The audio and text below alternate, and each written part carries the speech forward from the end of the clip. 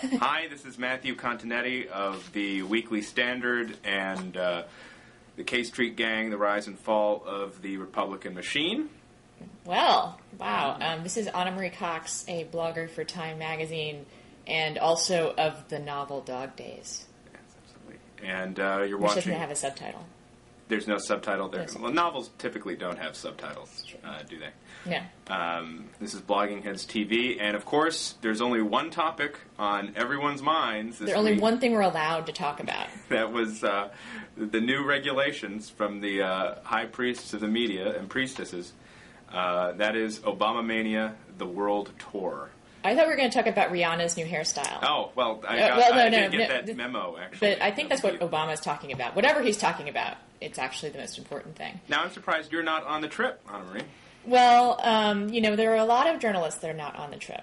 As you perhaps heard, there were 200 requests submitted to travel with him, and 40 accepted. There is someone from Time on the trip, Karen Tumulty, my esteemed colleague, is right now in Amman. But this is something that I'm sure you know about this, and maybe all of the media-savvy people watching it know as well. But one person who did not get on that plane was Ryan Lizza, who covers Washington for The New Yorker. And the official explanation is that there wasn't room, and clearly when you have 200 people applying for 40 spots, there's going to be some space issues. But I think it's also pretty much an open secret that they were upset with that New Yorker cover last week. Right. And so they made their displeasure known in this very, very unsubtle way.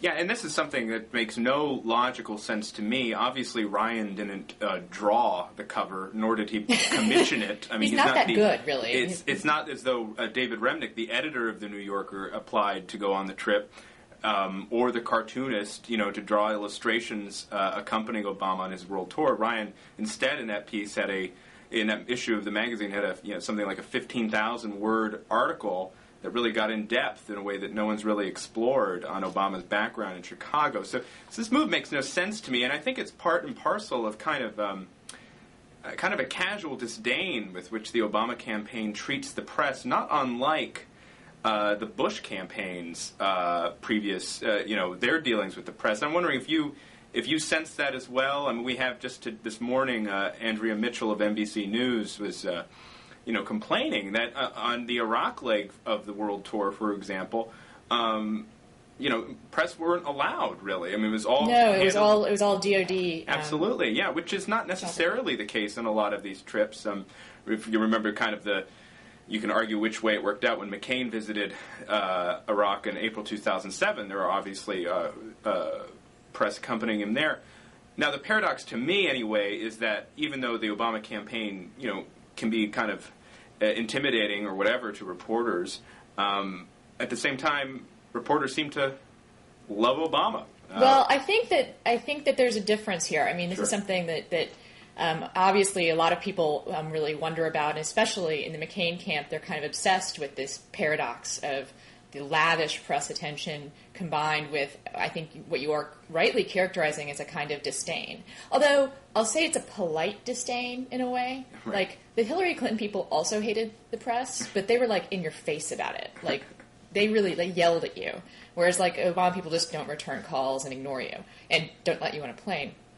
But I think that one key difference is the people that cover Obama on a day-to-day basis, the people that are on that plane pretty much all the time, like the embeds and the beat reporters for major newspapers, I think that oh my God, my phone just went off. Ugh. Don't Sorry. You hate it when that happens? Yeah, hold on. Hello? Oh! All right, great, thanks. I was on a roll there, too. My dog's groomer, that was. All right, so where do I start? Oh, the disdain. Yeah, why don't you just pick up your point? Yeah. I think that, I was going to say, so I think that the people that travel with Obama, the beat reporters and the embeds from the various networks, they're not so fond of him. I mean, they get this kind of, they get the brush off on a daily basis. Right. And I think that the people who really are in love with Obama are the ones that are kind of the people that mainly sit in, Upper West Side of New York and make decisions about what gets covered. I know that I've had several conversations with prominent media figures where they've, like, literally, well, I shouldn't say literally gushed, but it's come close to that. To be told he's just a unique human being. He's not like other men. Right. And he is a pretty interesting and spectacular figure, but I think that it's those people that are driving the coverage in the direction that apparently the rest of America sees. I'm sure you saw that Rasmussen poll Right. that had something like, I can't remember what the numbers were, but... Yeah, well, I have the numbers here. 49% of likely voters that Rasmussen talked to believed that reporters would favor Obama. Well, 14% said the same about McCain.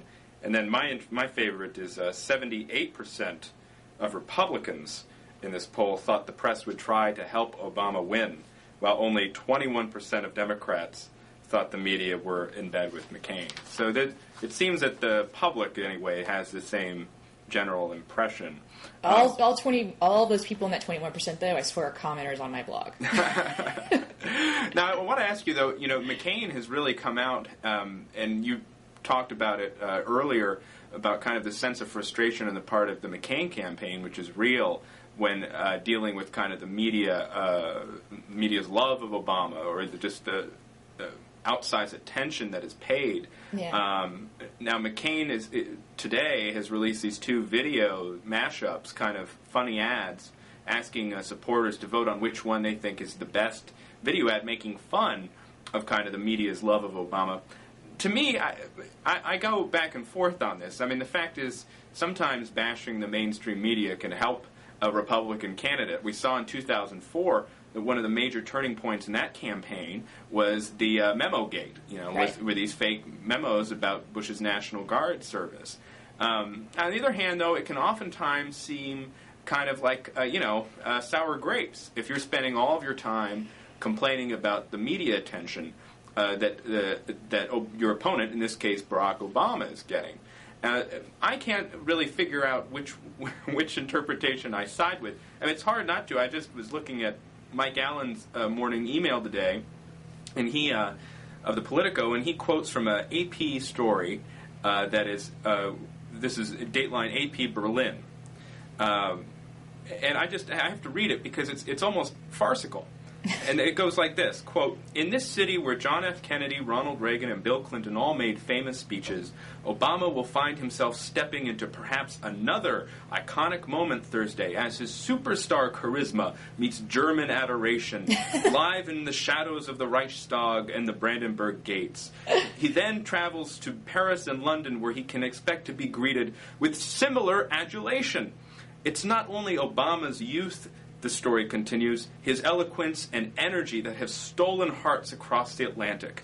For Europeans, there have always been two Americas, one of cynicism, big business, and bullying aggression, and another of freedom, fairness, and nothing is impossible dynamism.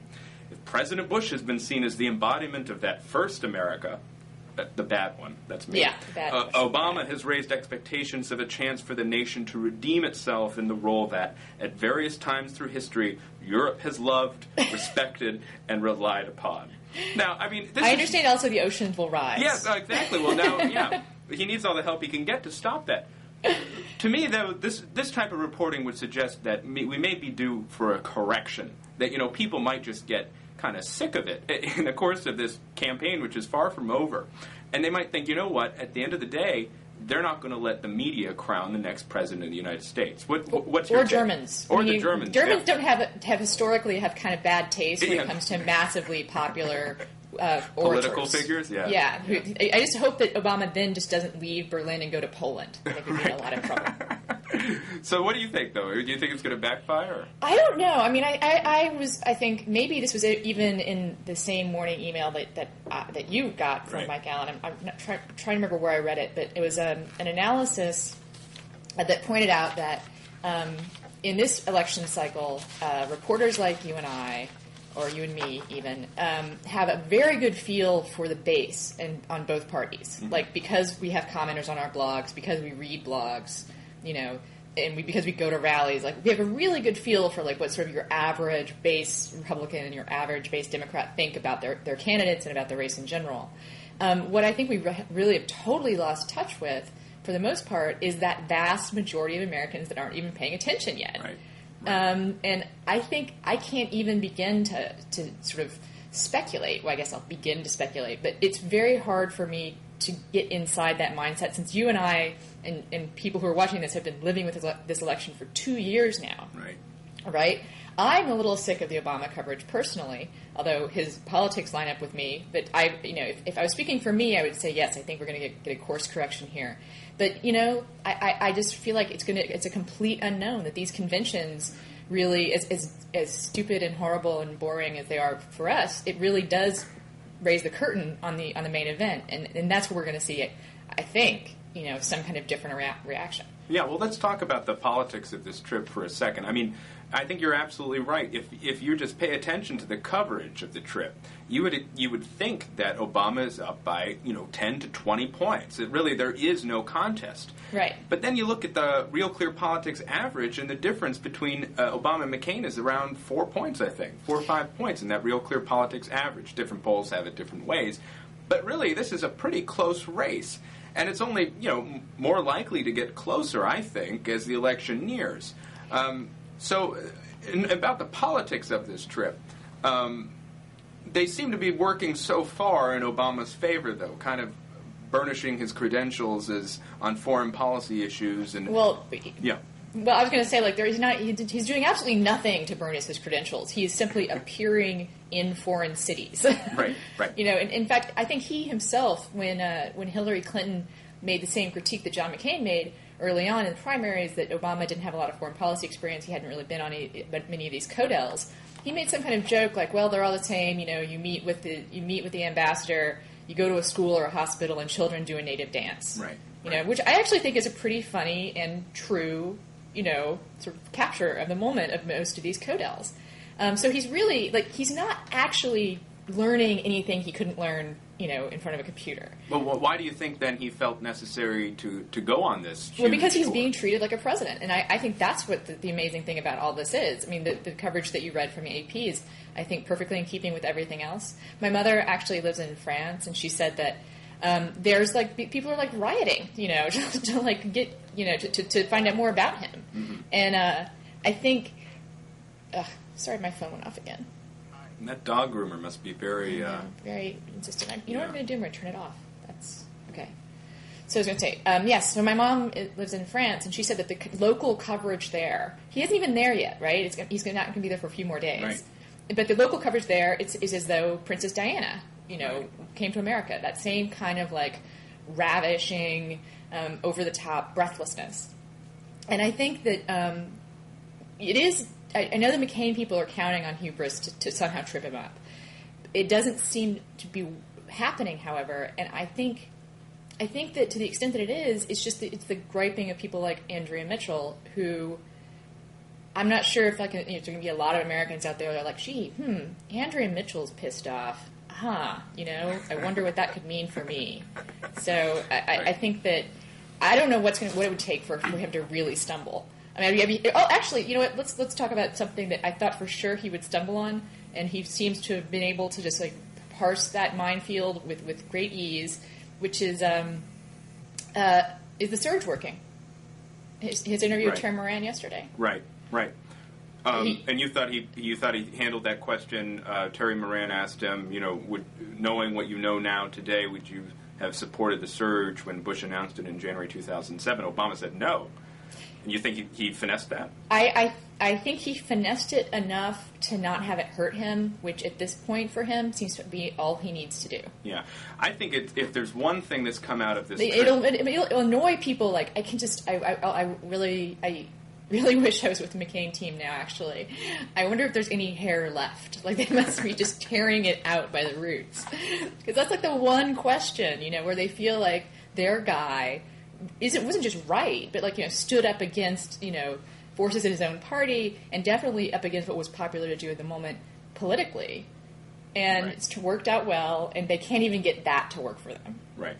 Well, I don't know. I mean, this interview just happened yesterday, and I take it as actually well, you have to look at it this way. On the one hand, Obama finessed it because he can't be charged with flipping on the surge now. He's having a consistent position. If he had said, actually, you know what, I would have supported the surge in '07, then he would have been criticized for having changed his mind. On the other hand, in the face of all available evidence, saying that you would still have stuck to your guns and kept with the position that you had before the policy was implemented, a position that, at best, would have only continued the slow degradation of Iraq, right? I think is a huge error and an opportunity for McCain. Yeah, it says it makes him seem more like Bush than McCain ever has, yes. In the sense that he's never going to admit a mistake. Right. That was in the interview with Laura Logan. Actually, is when he said he's never had any doubts, right, about his ability to be president, which is another kind of like.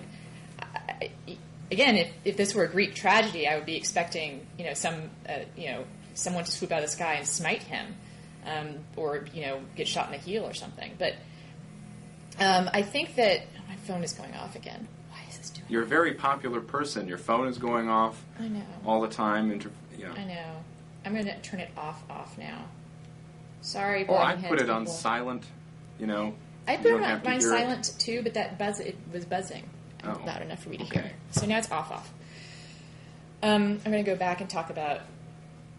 Right. For him to say that he, even today, knowing what we know now, he still would not have supported the surge, I do think makes him seem a little bit more like Bush than McCain is like Bush, because it's an unwillingness to learn from your experience. And do you remember how much trouble Hillary got into when she refused to say that she would vote differently? Right. Or wait, she didn't apologize. That's it. She said she would vote differently, knowing everything she knows now about authorizing the war in Iraq, but that she doesn't apologize for her first stance then. I mean, that seemed arrogant at the time to me. But what Obama is saying is just it's not.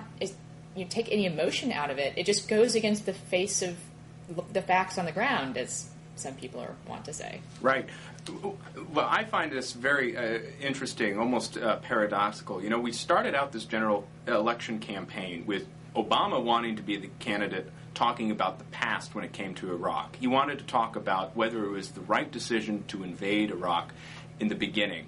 And the voters agree with him now that it wasn't the right decision. Whereas McCain started out this general election campaign wanting to talk about the future. He wanted to say, listen, we had this surge which I supported and Obama opposed. It's gotten things now to the place where we're really winning in Iraq. We need to continue with the strategy that, you have the gradual reductions, but they're all based on conditions on the ground, and you don't want to give up these hard-won gains.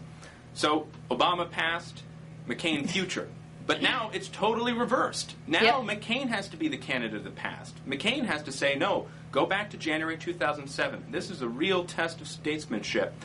I was the one who made the correct call, and Obama still won't say that he made the wrong call. Whereas, what is Obama talking about now? Now Obama's the candidate of the future. Mm-hmm. Now Obama is the one guy saying, you know what, we can get out in 16 months, and plus, it seems like the Iraqi government wants us to get out as quickly as we can. So it's a strange reversal. The first one, I think, there probably will be more since we still have several months to go.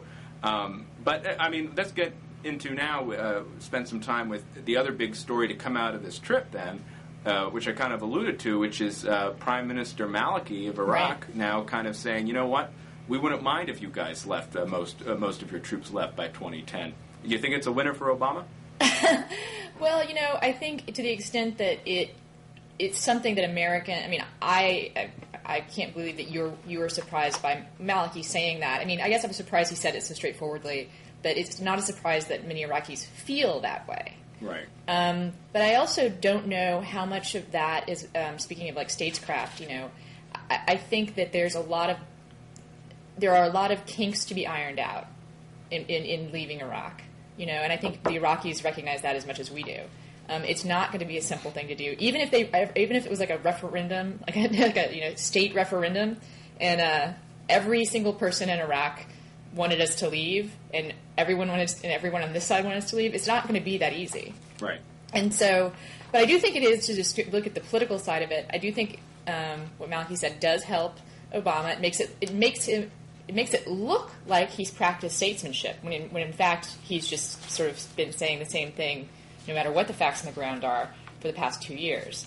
And I think that it also puts McCain in an uncomfortable position because he's been stereotyped, I think a little unfairly, in fact very unfairly, as wanting to be there for 100 years, as you know. Yeah. And that stereotype just sticks in people's minds, and now they can compare it to what they see as like the team of Obama and Maliki, and then the crotchety old man McCain who wants to, have people's children die over there 100 years from now.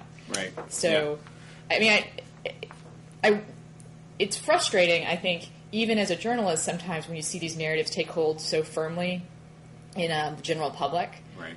I don't know, but I talk to people a fair amount, day-to-day life, just asking them what they think about the election.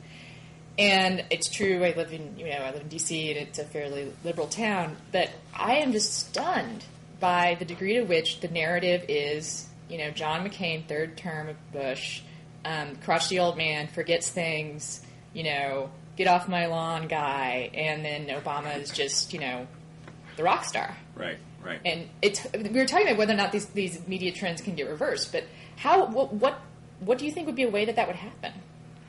Well, basically, McCain has to run a hard negative campaign against Barack Obama. I mean, this is the real issue in the election is Obama, whether he is suitable to be the president or not. And McCain, if he wants to win, needs to make most people think that Obama is unsuitable for the presidency. Now, this is a problem for McCain because McCain's code of personal honor sometimes makes him reluctant to go on the forceful attack. But on the issue of national security, he's very eager to do that, and I hope he does. Because I think you're absolutely right. The idea of McCain as a third term of George Bush is more and more looking completely silly, actually. The convergence, what I've been seeing now, is a convergence between Bush's foreign policy and Obama's foreign policy. And also an attitude towards the press and attitude towards the presidency, for that matter. Or personal self-confidence, which you touched on. Yeah. Well, let's just look at foreign policy, right? I mean, last Friday, Bush announces that, you know what, we are going to agree to a general time horizon to get our combat troops out of Iraq. Okay, so what does Obama want? I mean, more or less, if he's president, he's going to go for a general time horizon. And again, as you point out, that's not to say McCain doesn't want the troops out of Iraq, except McCain would sign with the commanders, not only Petraeus, but also the chairman of the Joint Chiefs of Staff, Mullen, who says, well, you know what, we need to go very carefully and make sure that the Iraqi army is ready, and so on and so forth. So, but you see clear convergence on Iraq between Bush and Obama. Yeah, I think so. And I also think to the extent that also in the same way that Bush entered Iraq, I mean, we probably disagree on this, but I will characterize it as hastily, without a lot of planning, mainly doing it for not personal political, but for domestic political gains, and kind of almost a cartoonish, vision of what the war would be like. Right. I think that Obama's doing that in reverse. Right. He's wanting to pull out with the same kind of flashiness and the same kind of lack of attention to detail that Bush went in with. Right. Okay. So here's another convergence, though. Okay, we dealt with Iraq. Now let's go to Iran. Okay, so Obama is saying we need to talk with the Iranians. We haven't been diplomatic enough with the Iranians. So what does Bush do? Last weekend, he sends Undersecretary of State Bill Burns to Geneva to participate in negotiations with the Iranians over their nuclear program. This is the highest level of contact between the United States of America and the Iranian government since 1979. Of course, it led nowhere. That we offered the same deal we've been offering on the table now. We've offered it twice, this P5+1 deal, to suspend enrichment, and we'll suspend sanctions. And the Iranians said, well, we'll get back to you in 2 weeks, but it's clear they're not going to take the deal. What they want to do is just drag this process on until they have the technology. Right. But okay, so there's a convergence there. I think if you look on issue after issue, actually, when it comes to foreign policy, you're seeing many similarities between Bush and Obama. And in fact, McCain, this is a horrible political problem for McCain because, on the one hand, okay, well, you can't attack the sitting president who's also the head of your party. Right. But on the other hand, you do need to show that you're something different than this horribly unpopular president. Right. So he needs to pick one way or the other, and I would hope that he actually attacks Bush and Obama. But I somehow think that's not going to happen. Yeah, I mean, I think you're right, both temperamentally, again, for all the caricatures of him being an angry old man, he's actually does not like to go on the attack. Right. Very much. He prefers to have kind of the high-minded debate. Although it's also funny, it can be kind of unsettling when he does start to enjoy himself when he's attacking people. Like, remember towards the end of the Florida primary, and he was just like, he was gleeful when he was mocking Mitt Romney. Yeah. It was actually kind of an unattractive trait, so he should probably not go in that direction. But he also won Florida. That's true, and people say it was because he was able to go very hard against Romney on Iraq. Yeah. And I think we could see that again in the debates this fall. Obama is one of the best. I think it's clear we'd all agree one of the best political orators we've seen, and clearly since Ronald Reagan. Mm-hmm. But even in these debates, Obama is not necessarily the best debater. And you saw how kind of testy he got during the infamous ABC debate. Remember when, Stephanopoulos and Charlie Gibson actually asked tough questions? He got very frustrated. And, of course, his supporters on the Internet were also very angry. But at the end of the day, I think those were his responses, or lack of clear responses, was very revealing. Now, McCain, I think he gives a better set-piece speech than most people give him credit for. I think he'll give a great speech at the RNC. His debating can go off and on, but at the same time, if you kind of look at what are the two highlights of the endless debates on the Republican side during the primaries, it was probably McCain's, a joke about being tied up during the time of Woodstock, and his relentless assault on Mitt Romney's,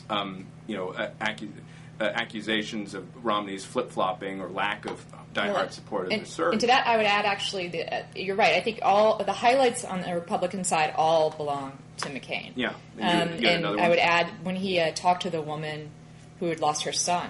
Yes, Iraq. it was a CNN debate, I think, yeah. That was, I think that was also John McCain, that more people, if he has any chance at all, more people need to see that John McCain. Yeah, absolutely. Because I think that's a really unexpected sort of version, side of him that people who just know the caricature definitely would not even guess is there. Well, I don't know. I haven't been following the arguments and the endless negotiations that precede the debates, but if I remember correctly, last time, the second debate between the presidential candidates was a town hall format. And that would give because McCain has been arguing, we had that debate a few weeks ago about McCain wanted 10 town halls, and Obama came back and said, well, we want 6, and we want them to be Lincoln Douglas, whatever. But, again, that would be an opportunity, actually, if he gets a question like that in this town hall in the second presidential debate in the fall. Yeah. So I wouldn't count him out of the debates just yet. No, I don't. I mean, we have to be careful not to fall into the narrative we're critiquing. It is not over. Right. McCain is currently polling for someone who is a member of the party with the president has the lowest approval rating. Was it in 100 years since they've been measuring it? It's been a long time. Been a long time. So for him to still be doing that well. Yes. It says a lot about him as a person and about the stock his character, and how much people feel like they know about him. Right. I mean, when you consider the rate at which Obama is spending money, the size of his presidential staff, I learned the other day that Obama has more paid staff in Missouri than McCain has at McCain's national headquarters in Crystal City. So this one state has more staffers than the McCain's national headquarters. And I believe he said, I believe I read somewhere that Obama's also opened 5 offices in Montana. Yeah, and it's something like 20 offices in Virginia. He's buying. I didn't know there were 5 towns in Montana. Yeah, right. Well, I just learned today, actually. Did you know that Obama was in a private ceremony inducted as a member of the Crow tribe in Montana? Did you know that? I thought he was Muslim. Yeah, well, right. So, I didn't get that email. I got the Crow email. You got the Crow one. Mm-hmm. I think actually, he has a name. They gave him a name. Hussein? No. No, I read about the ceremony. He got his Indian name. Oh, okay. Okay, yeah, absolutely. Dances with Michelle or something. Yeah, well, no, He of Hope and Change. I mean, that's right, He of Hope and Change. I think that would be his Crow name. Yes. Well, let's end this then on speculation. Bob Novak came out last night toward the end of the day, yesterday evening, and saying this might be the week where we hear McCain's vice presidential pick. I don't think that's going to happen. I hope it doesn't happen. I think it'd be bad politics. I think so too. I think it would make them talk about looking like you're whining or you're sour grapes about someone else's press coverage. Right, the little kid going, look at me, when everyone else. But that shouldn't stop us from, reckless vice presidential speculation. So I want to hear from you, Marie. Who are your picks? Well, I think the short list that everyone's seen, I think is pretty accurate. So that'd be Portman, Pawlenty, and then I would say some people put Christ on that list. I think not. Okay. For many different reasons, but just say not. Okay. And I also think that Jindal probably not really has a real option there. And what's the interesting name on that list is, of course, Mitt Romney, because he's been on that list since people started to talk about McCain picking a vice president. And I cannot overstate the animosity that the McCain campaign staff had towards Mitt Romney during the primaries. And for a long time, until pretty recently, I thought that was just going to keep Romney off the ballot entirely, just that personal animosity. But as I'm sure you've noticed, the two principals themselves seem to have kissed and made up, as it were. And I know that there is a real belief, whether it's true or not, I can't say, but there's a deep belief on the part of some staffers in the McCain campaign that Romney will save them. That he has money, he has good looks and charm. Yeah. He can banter much more effectively than McCain can in terms of with getting difficult questions from the press. And also he won't have the same the bar will be a lot lower for him. He can go after Obama. He doesn't have to worry about this vaunted honor that McCain needs to worry about. But I have to say that I just think it would be a real compromise, I think, for the McCain people to do this. And I think that they would have to see it as their, if not their last hope, then not their first choice, put it that way. I think Romney is definitely, in terms of media speculation, leading the pack. I have a one-word answer for why that is. It's Michigan. And I think the polling that McCain campaign has done in Michigan shows that Romney would be an asset there, not only in Michigan, also Colorado, which is a major battleground state. There's a bunch of Mormons there, and the conservative population, the conservative voters in general, would turn out for Romney, who they voted for in the primary or caucus. I forget which they had there during the primaries. I think he would add electoral. He would help McCain electorally. He would help him in terms of communication strategy. McCain joked the other day that Romney does better as a surrogate for McCain than Romney did as a surrogate for Mitt Romney. I actually think that's true. And I do too. I mean, one of Romney's best speech, I think, during the primary campaign was actually his concession at the Conservative Political Action Conference in the spring, where he gave the case for John McCain. And I think it's something he's been making effectively. But that said, I think the other names on your list, Portman, Pawlenty, those are probably... Pawlenty, I actually think, is sort of the strong number two in terms of media speculation, and also I think from talking to people on the campaign that he's a favorite among a lot of people. No, McCain loves him. He didn't abandon McCain during the primary, as a lot of people did. So. That's right. And he also has that same kind of sort of very down-to-earth kind of persona that I think McCain really respects. Yeah. He doesn't take himself too seriously. I actually, memorably, at the end of the Michigan primary, I was going into the airport terminal, and I saw this guy who looked kind of familiar, and it was Pawlenty literally carrying his own bags, which I always love to see in a politician. No, he's a nice guy. And he's a nice guy, and also, to get to the electoral arguments, he would also, I think, pretty much seal up Minnesota for them, since it looks like Minnesota, I don't know if you've been following the Senate race there. Yeah. But it looks like Al Franken not really going to... Not doing too well. Not doing too well, and will not make Minnesota seem like that state with the weird politicians. Though, Franken, just as an aside, is facing a primary challenge. And the primary is in September, I think, from a well-financed Democrat who has a lot more credentials. So if she were to win, her name escapes me at the moment, but if she were to win that primary and Franken wasn't the candidate, then Coleman would be in trouble. That's true. Yeah. So, but then quickly, the Democrats. Oh, Democrats. What are you thinking? You know, my husband has this fantasy that Obama could pick Colin Powell.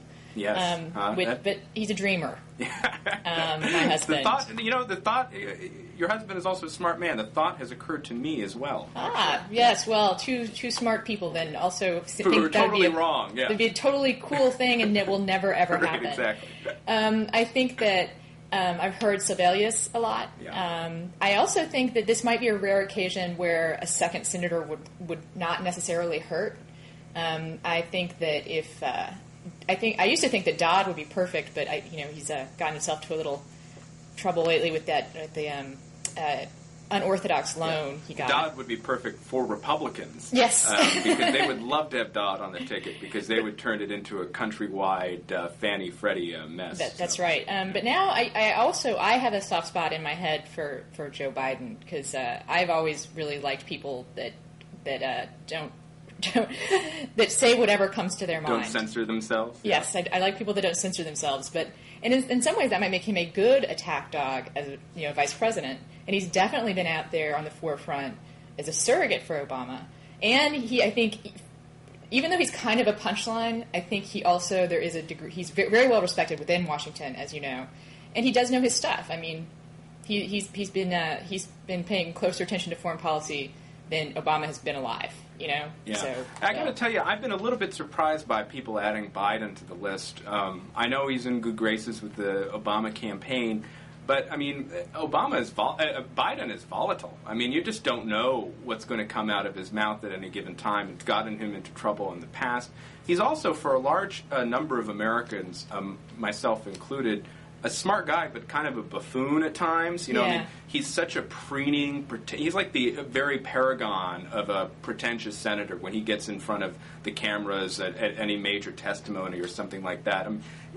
A lot of people don't find that. They don't get his sense of humor. They don't get Biden.